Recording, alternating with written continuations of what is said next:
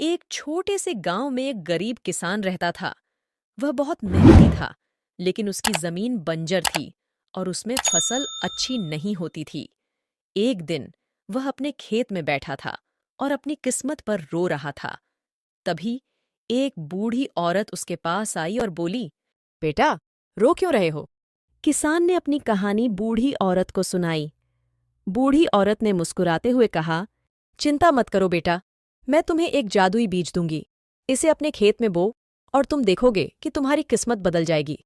किसान ने बूढ़ी औरत को धन्यवाद दिया और बीज अपने खेत में बो दिया।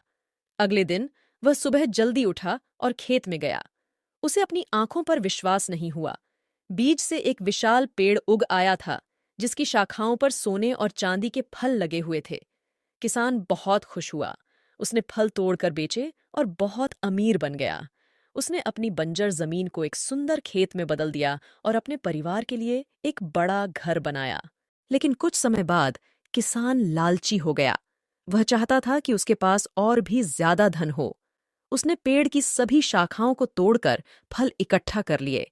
लेकिन जैसे ही उसने आखिरी फल तोड़ा, पेड़ गायब हो गया। किसान बहुत पश्चाताप करने लगा। उसने महसूस किया कि लालच के कारण उसने अपना सब कुछ खो दिया है। उसने बूढ़ी औरत को ढूंढने की कोशिश की, लेकिन वह उसे कभी नहीं मिली। किसान ने अपनी कहानी सभी को सुनाई और उन्हें लालच से दूर रहने की सलाह दी। उसने अपनी बंजर जमीन को फिर से उगाया और इस बार उसने जरूरत के अनुसार ही फल तोड़े। वह खुशी खुशी रहने लगा और कभी भी लालची नहीं हुआ। किसान की कहानी हमें सिखाती है, लालच एक बुरी चीज है। यह हमें गलत काम करने के लिए प्रेरित कर सकता है और हमें अपना सब कुछ खोने का कारण बन सकता है।